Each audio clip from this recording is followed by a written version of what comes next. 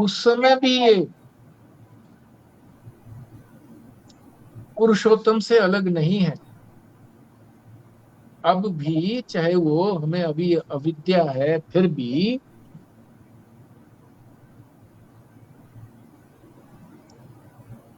परमात्मा से अलग नहीं है।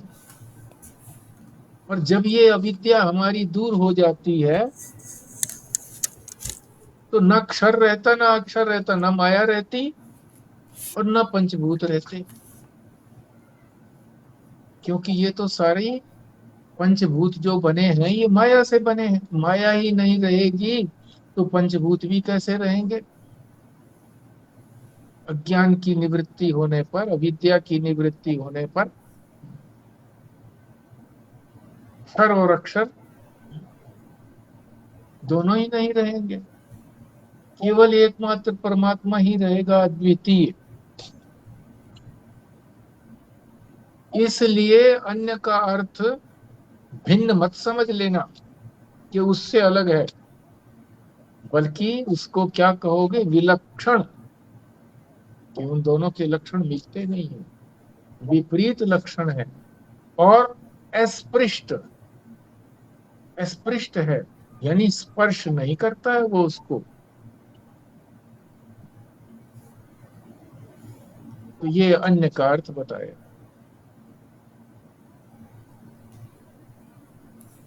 फिर से यदि समझना है इसको तो फिर से समझ लो, अब की बार और ध्यान से समझना।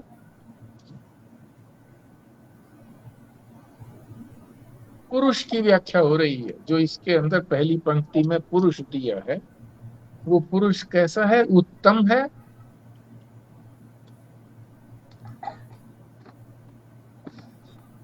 उत्तम का क्या अर्थ है? उत्कृष्ट और श्रेष्ठ।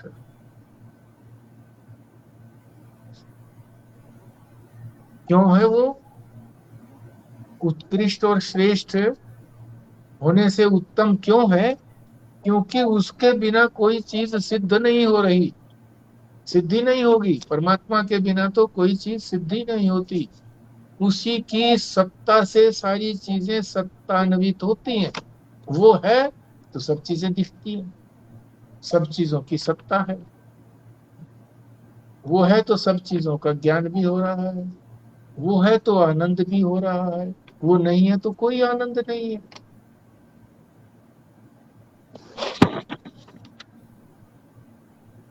अन्य को अच्छी तरह से समझ लो। दो चीजें, टेबल और गिलास, ये तो दो चीजें अलग अलग हैं, क्योंकि दोनों की एक ही सत्ता है, समान सत्ता वाले हैं।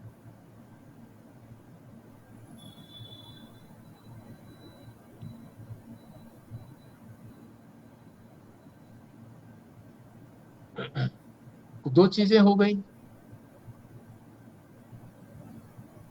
और दो तो कहा नहीं है वेद के अंदर कि परमात्मा के अतिरिक्त दो चीजें कोई है ही नहीं, मतलब परमात्मा ही है, द्वैत है ही नहीं।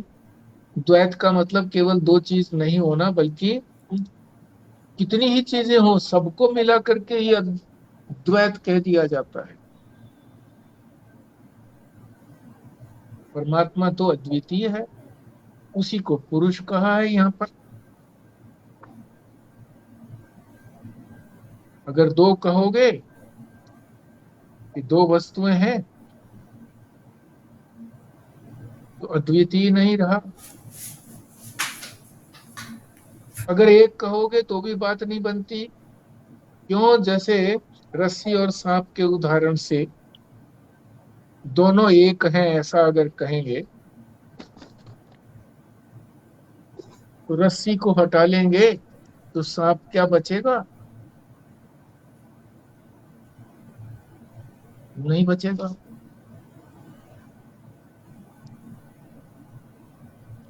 दोनों अलग अलग चीजें अगर होकर के एकता होती तो नहीं होती। एक की तो सत्ता ही नहीं है, सांप की तो सत्ता ही नहीं है, रस्सी की सत्ता है। अगर उससे भिन्न होती, रस्सी सांप से भिन्न होती, तो रस्सी को हटा देते तो सांप भी दिखता, पर सांप तो दिखेगा नहीं रस्सी को हटाने से। रस्सी तो हमेशा रहेगी, सांप हमेशा रहेगा ही नहीं, प्रकाश होने के बाद चला जाएगा। इसी तरीके से अविद्या से, जब तक हमारे अंदर अविद्या है तब तक ये क्षर और अक्षर, अक्षर कहते हैं माया को, और माया से फिर ये सारा संसार जो पंचभूत बनाए हैं माया ने, ये दोनों तब तक हैं जब तक अविद्या है हमारे अंदर। जब अविद्या की निवृत्ति हो जाती है तो ये दोनों नहीं रहते।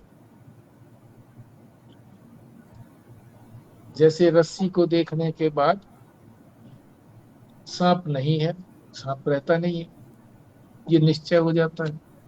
इसी तरह से जब परमात्मा का ज्ञान होगा तो फिर और कोई चीज बचेगी ही नहीं, रहेगी ही नहीं, क्योंकि सारी चीजें तो माया से बनी हुई हैं, माया भी नहीं रहेगी। तो ये अन्य को बता दिया।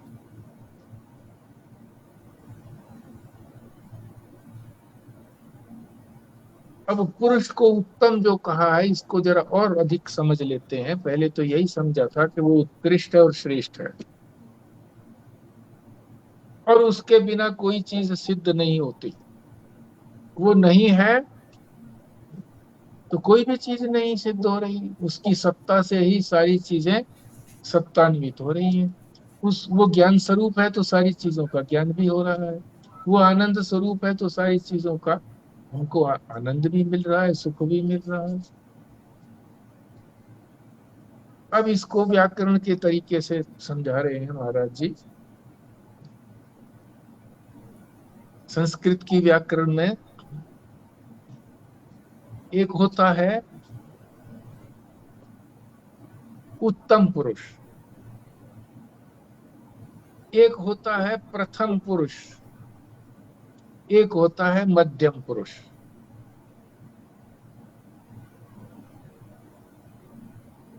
तो कैसे बताया? उत्तम पुरुष को क्या बताया? मैं को।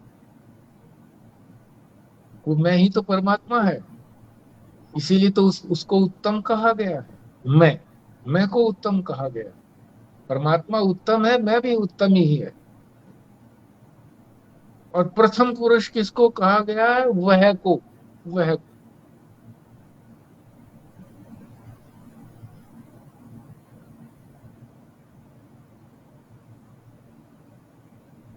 और मध्यम पुरुष किसको कहा गया है? तुमको। तीन ही तो हुए, मैं, वह और तुम।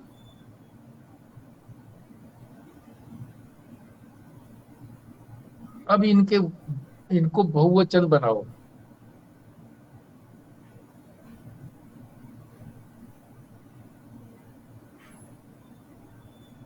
वह का बहुवचन क्या होगा?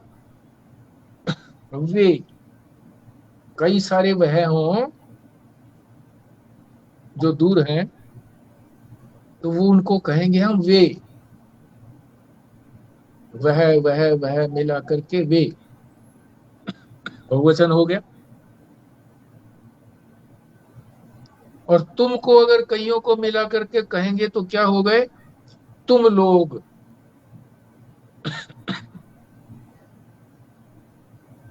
तुम भी कई हो गए। परंतु मैं का अगर बहुवचन बनाते हैं हम, मैं,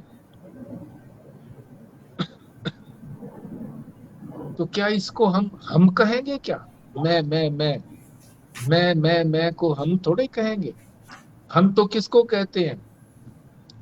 जो तुमको भी मिला लिया और वह को भी मिला लिया है, सबको मिला लिया तो कहते हैं हम हो गए। सबको मिला करके, औरों को, तुमको और वह को मिला करके अपने साथ फिर तो हो जाता है हम। मगर मैं को सबको मिलाएंगे तो उसे हम नहीं कहेंगे, वह तो मैं ही रहेगा। मैं हमेशा एक वचन ही रहेगा।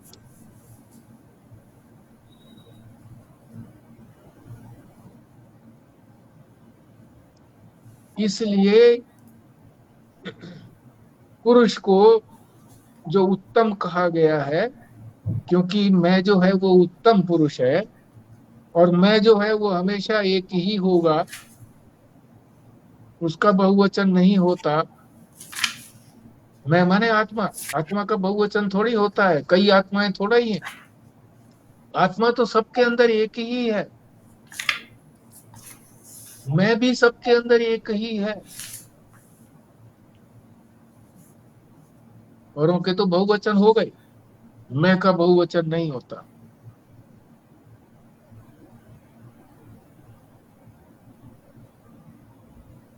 इसलिए उस उत्तम यानी पुरुष को, जो जो पुरुष कहा गया है, उसको उत्तम किस लिए कहा गया है? क्योंकि उसको हम मैं के साथ प्रतिपादित करते हैं, मैं से प्रतिपादित करते हैं, मैं कह करके उसका अर्थ बताते हैं, मैं से प्रतिपादित करते हैं, उसी को उत्तम पुरुष कहते हैं। उसका कभी वास्तविक बहुवचन नहीं होता है? तुम तो कह दोगे कि मैं मिला करके कई मैं हो गए,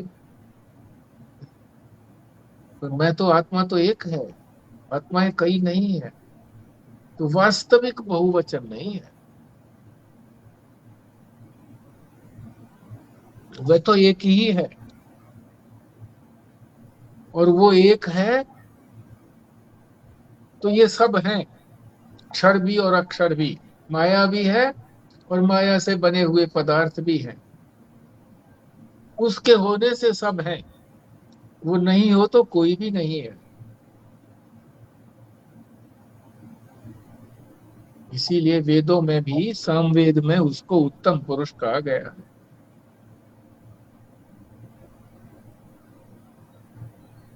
तो ये पुरुष की जो उत्तमता बताई है कि वो उत्कृष्ट कैसे है, उत्तम होने के कारण उसको उत्कृष्ट भी कहा गया है, श्रेष्ठ भी कहा गया है। ये तो बात बताई पुरुष की,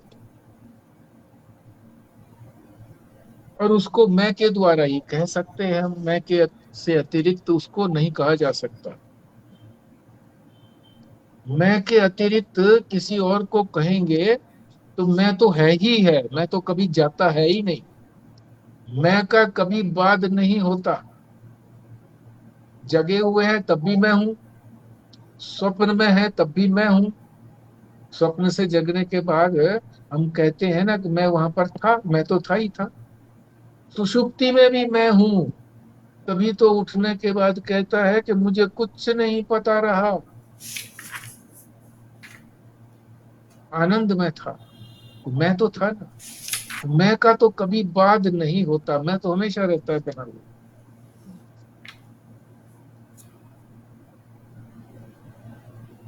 अब मैं को समझते हैं कि मैं है कैसा। मैं को अल्टीमेटली क्या बताएंगे? ब्रह्म बताएंगे कि मैं केवल इस शरीर के अंदर सीमित नहीं हूं, बल्कि सर्वत्र व्यापक हूं, और व्यापक को ही ब्रह्म कहते हैं। तो मैं को ब्रह्म कहा है।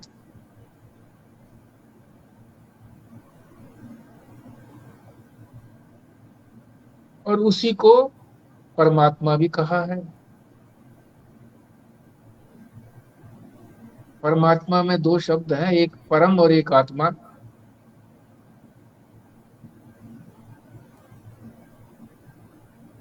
तो परम कहा है तो कोई अपरम भी होगा, अपरम तो सारे ये शरीर है,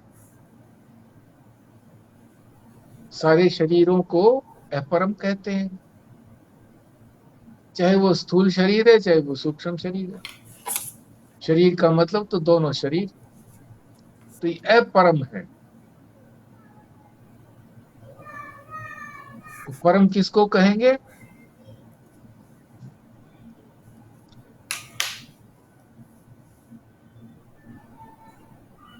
जो इन सब से अलग है, पर से अलग है, पर से पर अलग है, पर कहो या परम कहो।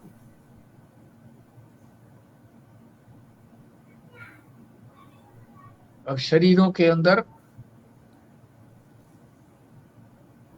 पंचकोश भी, एक उपनिषद के अंदर पंचकोशों से भी उस मैं तत्व का वर्णन किया गया, उस आत्म तत्व का वर्णन किया गया, उस परमात्म तत्व का वर्णन किया गया पांच कोशों के समझा करके। कोश माने जैसे तलवार के ऊपर मयान होती है, मयान जिसमें तलवार डाली जाती है,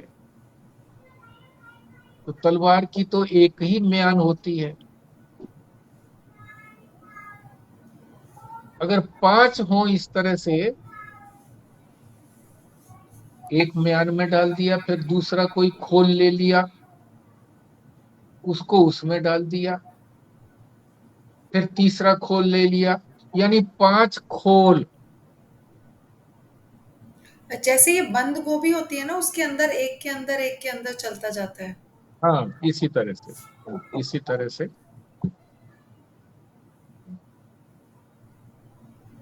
केले के पत्ते में भी इसी तरह से होता है। निकाले जाओ केला, जो केले का तना होता है उसको निकाले जाओ, इसी तरह से निकलता है। तो पत्ते ही मिल मिल करके ही तो तना बना है उसका। तो कौन कौन से कोश हैं? पांच। एक तो ये स्थूल शरीर वाला है, इसको कहते हैं अन्नमय कोश, ये अन्न से बना है।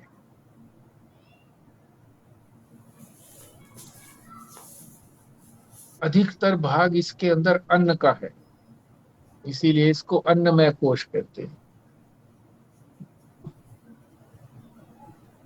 फिर ये चलता किससे है? प्राणों से।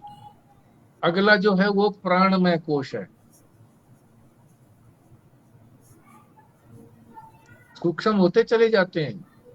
अन्नमय कोश जो है ये सबसे स्थूल है। प्राणमय कोश जो है वो सूक्ष्म में आ गया, क्योंकि प्राण जो है वो सूक्ष्म है। पांच प्राण जो बताए हैं। वायु भी हमको कहाँ दिखती है? वायु भी नहीं दिखती है।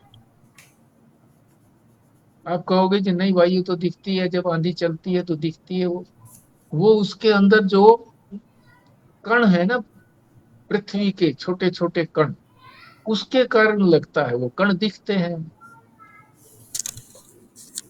पृथ्वी तत्व है उसके अंदर, इस वजह से दिखते हैं, पृथ्वी का रूप है। दूसरा कोश हो गया प्राणमय। तीसरा और उससे सूक्ष्म है, वो है मनोमय।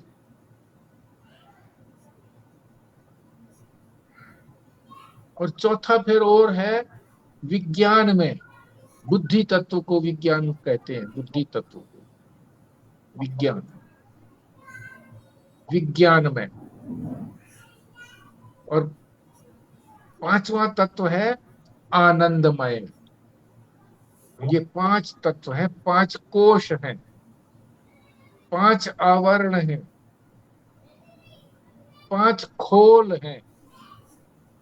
जैसे तकिए के ऊपर चढ़ाते चले जाओ पांच खोल, इस तरह से है। किसके ऊपर है? आत्मा के ऊपर। पांच कोश, पांच खोल। इनको उपनिषद के अंदर बड़े अच्छी तरीके से समझाया गया है कि ये जो मैं तत्व है, जिसको आत्मा कहा गया है, ये अन्न में क्यों नहीं है? ये प्राण में क्यों नहीं है? ये मनो में क्यों नहीं है? ये विज्ञान में क्यों नहीं है? और ये आनंद में क्यों नहीं है? इसको अच्छी तरह से समझाया गया है। अनेक तरीके हैं आत्मा को समझाने के लिए, स्वरूप को समझाने के लिए। उनमें से एक तरीका ये भी है, बड़ा उत्तम तरीका है। तीन शरीरों के माध्यम से भी समझाया जाता है।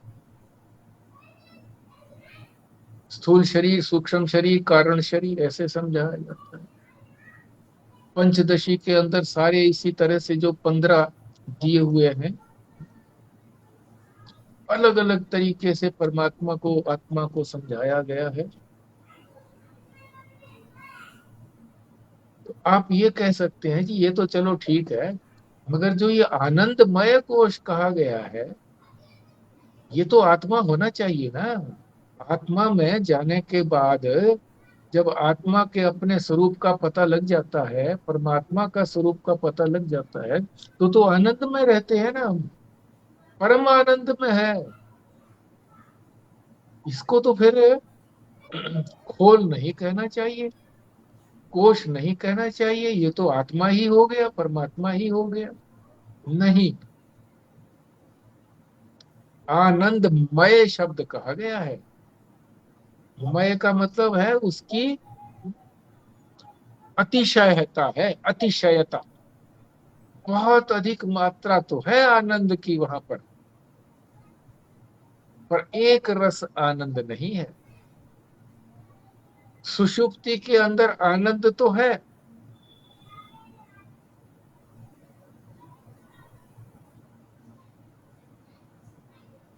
आनंदमयता है उसके अंदर, अतिशयता है आनंद की गहरी नींद के अंदर। और वो निरंतर नहीं है, लगातार नहीं।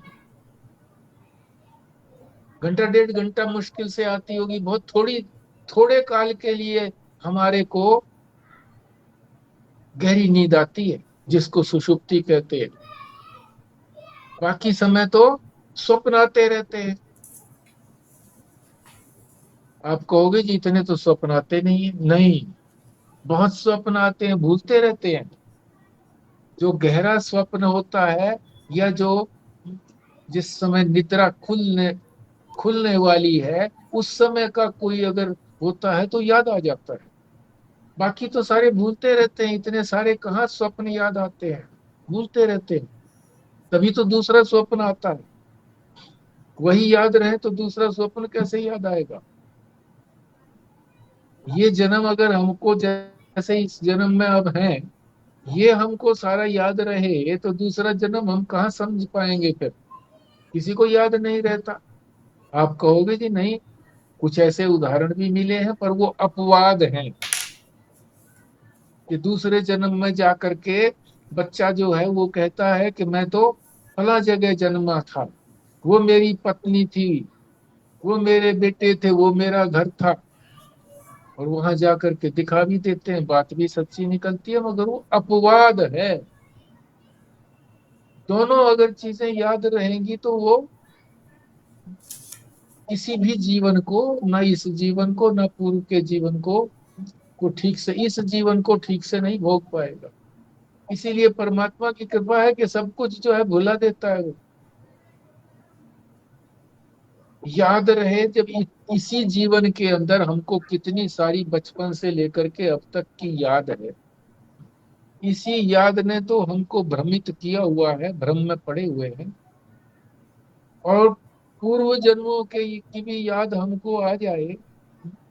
अब जिस जन्म में हम किसी को पति या पत्नी समझ रहे हैं, और वो भी हमको याद हो कि नहीं उस जन्म में तो वो पति पत्नी थे, तो कैसे जी पाएंगे फिर। तो ये मयता है,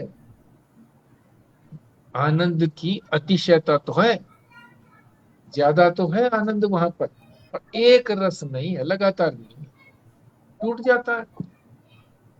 फिर जगते हैं तो कहाँ रहता है आनंद। स्वप्न में भी थोड़ा सा आनंद आता है, तो कहाँ रहता है आनंद।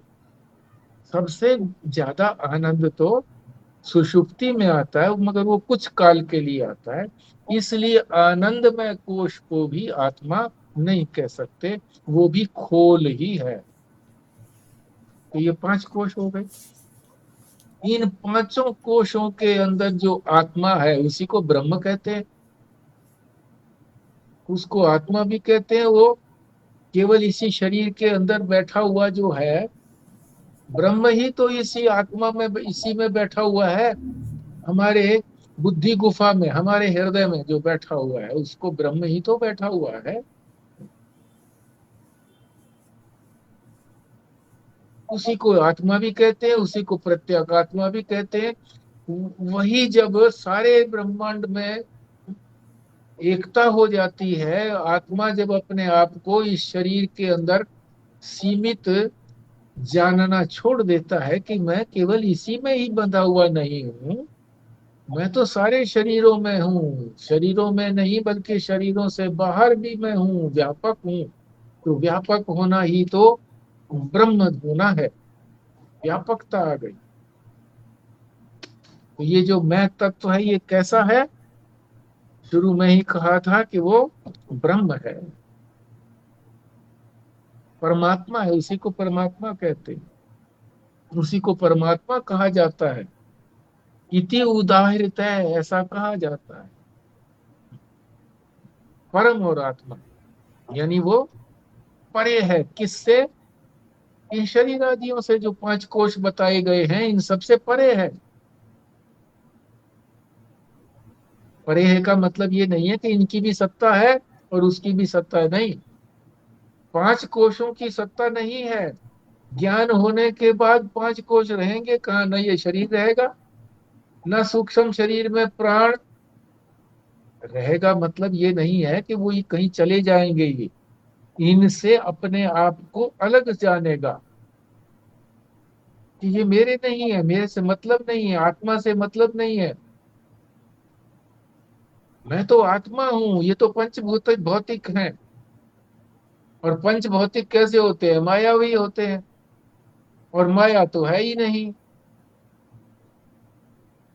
केवल परमात्मा ही परमात्मा है, ब्रह्म ही ब्रह्म है।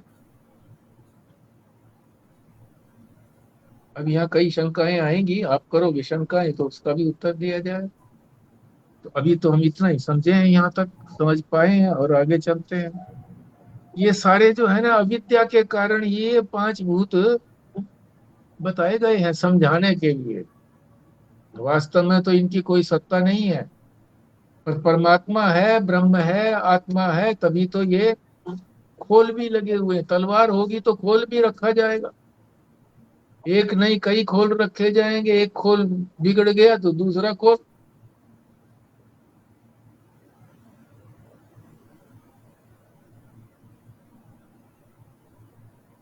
परमात्मा, परम और आत्मा।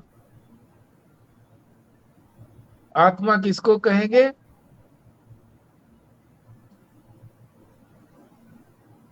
जो प्रत्यक आत्मा है हमारी, प्रत्यक, ये निकटतम। निकटतम का मतलब जो मैं रूप से है, मैं रूप से जो आत्मा है उसी को परमात्मा कहते हैं। गांव में भी तो कहते हैं आत्मा परमात्मा एक ही है। और इसको परम क्यों कहते हैं फिर? आत्मा तो समझा दिया कि आत्मा तो प्रत्यक आत्मा है, निकटतम है। परम क्यों कहा गया है? क्योंकि जितनी भी उपाधियां हैं उन सारी ही उपाधियों का ये अधिष्ठान है।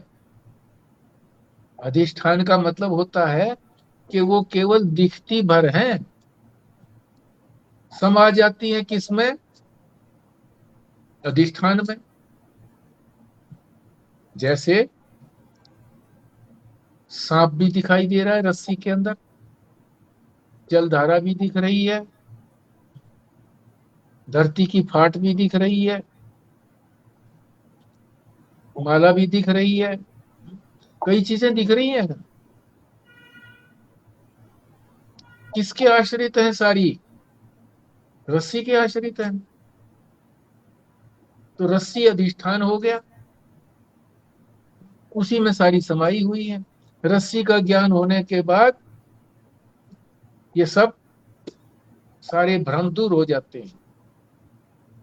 अधिष्ठान का ज्ञान होने के बाद ये सब अध्यस्त हैं, अध्यस्त नहीं रहते। अधिष्ठान का ज्ञान होने के बाद अध्यस्त की सत्ता ही नहीं है, इनकी सत्ता भी अधिष्ठान के आधार पर ही है। तो ये सारी उपाधियां हैं, और सारी उपाधियों का अधिष्ठान होने के कारण इसको परम कहा गया। ये जो 5 कोश बताए हैं, ये भी तो सारी उपाधियां ही हैं, इसीलिए इसको परम कहा गया।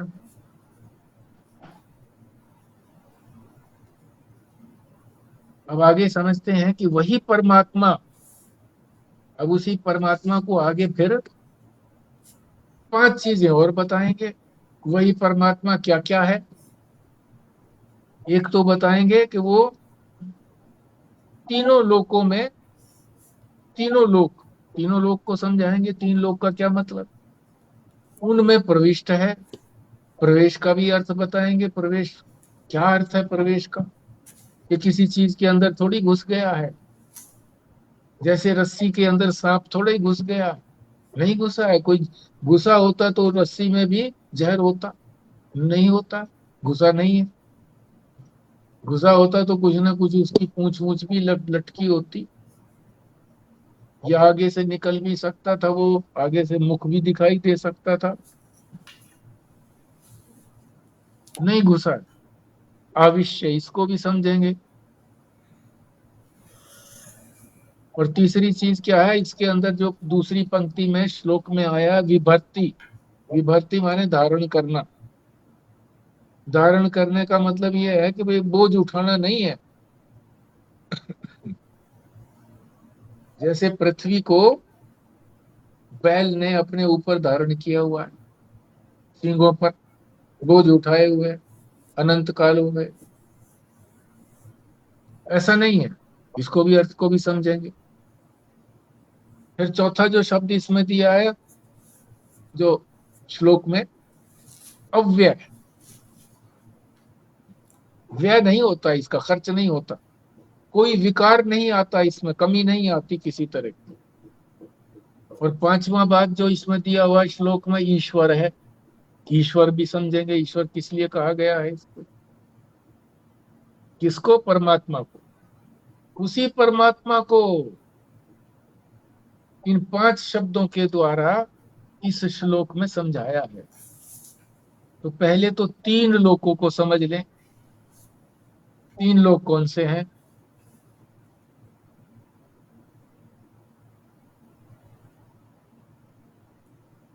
भूर्भुवः स्वः। भूर्भुवः स्वः, गायत्री मंत्र में ये बोला जाता है, ओम भूर्भुवः स्वः। ये 3 लोक हो गए। भू का मतलब है वर्तमान,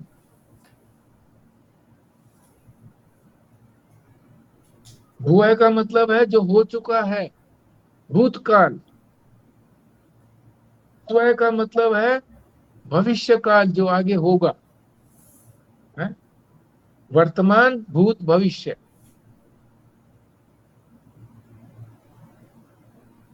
भूर्भुवः स्वः, वर्तमान, भूत और भविष्य, ये तीनों लोकों का अर्थ है। अब प्रविष्ट को समझ लेते हैं, आविष्ट। कैसे आविष्ट है? सबके अंदर, तीनों लोकों के अंदर प्रविष्ट है वो, आविष्ट है। कैसे? परमात्मा जो है ज्ञान स्वरूप भी तो है, सत्स्वरूप भी है, ज्ञान स्वरूप भी है, आनंद स्वरूप भी है। सत्य, चित्त और आनंद, यानी सत्स्वरूप भी है, चिद स्वरूप माने ज्ञान स्वरूप, और आनंद स्वरूप। तो परमात्मा ज्ञान स्वरूप है। परमात्मा जो है वो, उसमें ज्ञान शक्ति है, ज्ञान शक्ति के द्वारा वो प्रविष्ट है। इसीलिए तो सारी चीजों का ज्ञान होता है हमको। परमात्मा ना हो तो ज्ञान ही नहीं होगा। कैसे? जैसे रस्सी की लंबाई कैसे प्रविष्ट है उसके अंदर, ज्ञान शक्ति से कैसे प्रविष्ट है? रस्सी की लंबाई, वही रस्सी और सर्प का उदाहरण। और मोटाई, जितनी रस्सी की लंबाई है उतना ही सांप लंबा है, न उससे कम न उससे ज्यादा। और जितनी उसकी मोटाई है रस्सी की, उतना ही मोटा सांप हमको दिख रहा है। नहीं तो सांप जरूरी है कि उतना ही मोटा दिखाई दे, पतला भी दिख सकता है, इससे लंबा या छोटा भी दिख सकता है, नहीं इतना ही दिख रहा है जितनी रस्सी है, सारा का सारा। सांप कैसा दिखता है? जितनी लंबी रस्सी है, और जितनी लंबी मोटी है इतना ही मोटी दिखती है वो सांप। बाकी का तो हमें मालूम ही नहीं है, और क्या विशेषता है। इसी प्रकार से परमात्मा ज्ञान स्वरूप से सब चीजों के अंदर प्रविष्ट है।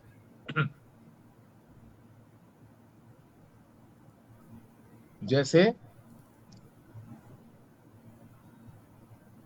रस्सी के अंदर सर्प प्रविष्ट है,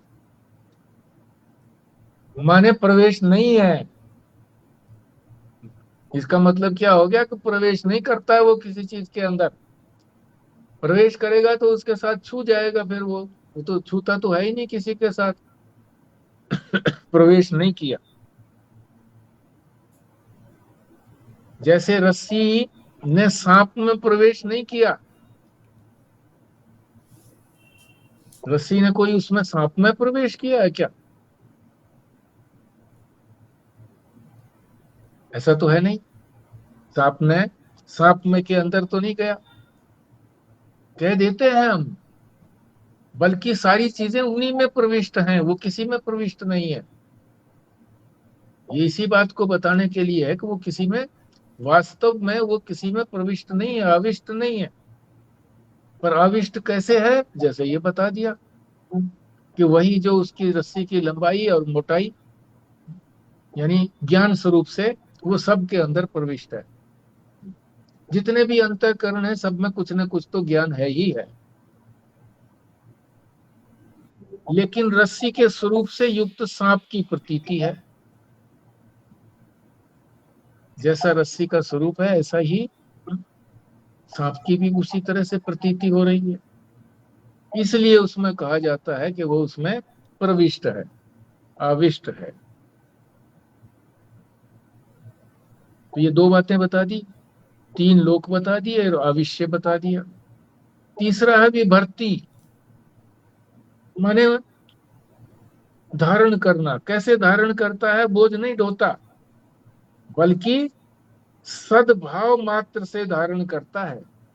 सद्भाव यानी सद रूप से, वहां तो बताया था ना चिद रूप से, ज्ञान स्वरूप से, और यहाँ किस रूप से बताया है?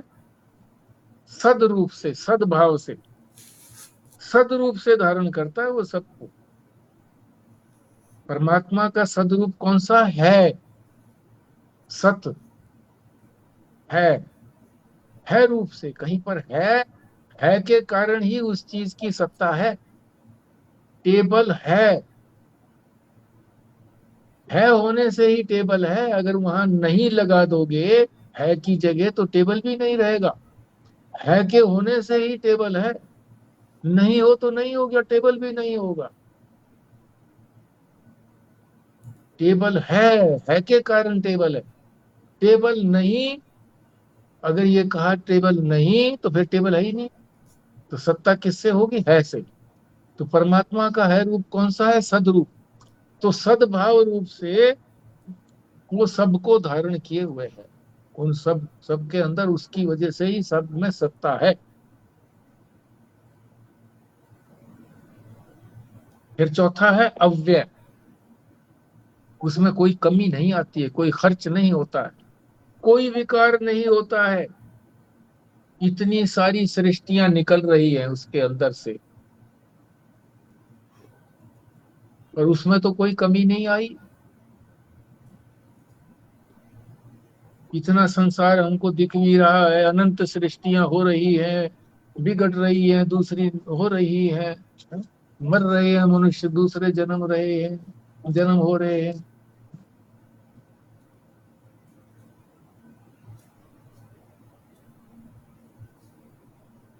फिर भी इसको विकार नहीं आता, विकार का स्पर्श भी नहीं है, छूता भी नहीं है विकार इसको, कमी छूती नहीं है इसको। फिर पांचवा कहा गया है इसको ईश्वर। इन सारी चीजों को धारण करते हुए भी वो ईश्वर है। ईश्वर किसको कहते हैं? जिसके ऊपर किसी की सत्ता नहीं है, वही सबके ऊपर सत्तावान है, उसी को ईश्वर कहते हैं। परमेश्वर, परमेश्वर, परमेश्वर भी तो बोलते हैं ना। जो सबके ऊपर सत्ता चले जिसकी, पर उसके ऊपर किसी की सत्ता ना चले, वो परम स्वतंत्र है, उसको ईश्वर कहते हैं।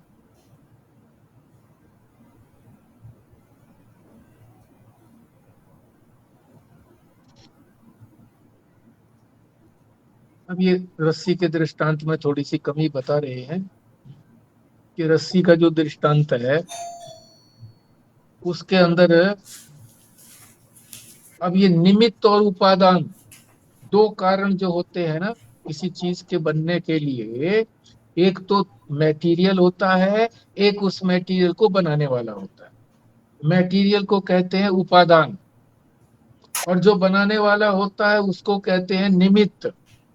संसार में जितनी भी चीजें बनती हैं वो कोई ना कोई तो मटेरियल होता है जिसको उपादान कहते हैं, और कोई बनाने वाला होता है उसको कहते हैं निमित्त।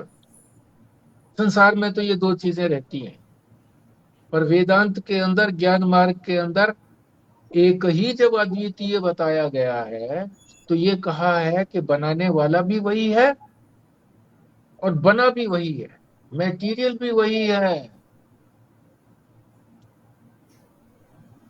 और बनाने वाला भी वही है। इसीलिए कहा है अभिन्न निमित्तोपादान कारण। ईश्वर को, ईश्वर की क्या परिभाषा है? अभिन्न निमित्त उपादान कारण, यानी निमित्त और उपादान जो दो कारण हैं वो भिन्न भिन्न नहीं है, अभिन्न एक ही है। निमित्त और उपादान कारण कहते हैं जिससे कोई चीज बनती है।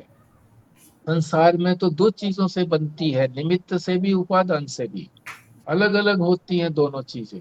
पर यहाँ परमार्थ में, वेदांत में, ज्ञान मार्ग में दूसरी सत्ता कोई है ही नहीं, एक ही है। तो वही मटेरियल भी है, उपादान भी है और निमित्त भी है। इसीलिए कहा अभिन्न, भिन्न नहीं है दोनों। कौन सी? अभिन्न निमित्तोपादान, निमित्त और उपादान कारण अभिन्न है। कौन है वो? परमात्मा है। परमात्मा ही इस सारे संसार का अभिन्न निमित्त उपादान कारण है। यानी परमात्मा के अतिरिक्त और कोई है ही नहीं, परमात्मा ही है, सारा संसार है, परमात्मा ही मैं हूं, सब कुछ वही है। यही तो बात सिद्ध करनी है अंत में जाकर के। तो ईश्वर शब्द से इस बात को भी समझा दिया।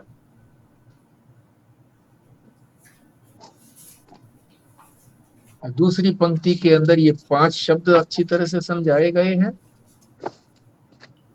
और इसी तरह से पहली पंक्ति के अंदर भी पुरुष शब्द को समझाया, वो उत्तम कैसे है ये भी समझाया,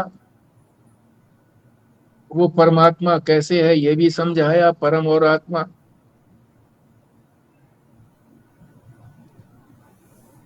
इस प्रकार से ये हमारा 17वां श्लोक, जिसमें बहुत गंभीर है, बहुत बातें बताई गई हैं,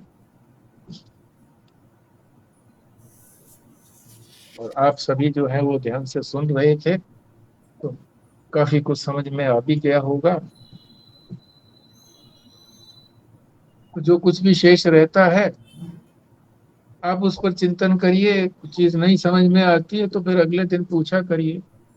ऐसा नहीं है कि भाई सुन छड्या, इधर ही रख दो, सिंपल इधर किसी रख ने सुनाया हमने सुन छड्या, सुनते रहे, बीच में हमारी स्वतंत्रता है कि हम छोड़ते भी रहे, जुड़े भी रहे, पर वो भी ना पता लगा कि भाई यहाँ जुड़े हैं या नहीं जुड़े हैं, या सुनते ही रहे तो सुन करके छੱਡ दिया, छड़ा नहीं, छोड़ा नहीं, उनका अब अनुसंधान करें, उसको कैसे ये 5 चीजें जो समझाई गई हैं पुस्तक में पढ़ करके समझें।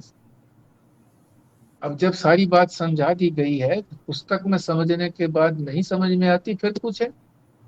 एक एक श्लोक में 2 दिन भी लग जाए तो कोई दिक्कत नहीं है, 3 दिन लग जाए तो कोई दिक्कत नहीं है, मगर वो अच्छी तरह से कंसोलिडेट हो जाना चाहिए।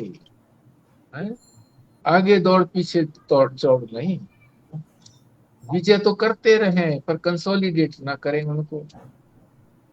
मुसलमान बादशाहों में यही होता था कि विजय करते चले गए, सारे भारतवर्ष को विजय कर लिया, कंसोलिडेट किया नहीं उनको, अपने अधीन रखा नहीं, सत्ता अपनी दिल्ली में रखी। दूसरी सत्ताएं जो थी वो जो नवाब वहां पर लगाए गए वो स्वतंत्र हो गए कि हम तो तुम्हारी भी नहीं मानते। तो ईश्वर कहाँ हुए? ईश्वर तो सबकी सत्ता रखता है, सबको अपने अधीन रखता है, फिर वो किसी के अधीन नहीं है। तो ठीक है जी, पूर्णाहुति करते हैं। तो ठीक है भारद्वाज साहब आप ही करिए। ओम पूर्णमदा पूर्णमिदं पूर्णात् पूर्णमुदच्यते पूर्णस्य पूर्णमादाय पूर्णमेवावशिष्यते। ओम शांति शांति शांति। ओम नारायण। नारायण। नारायण।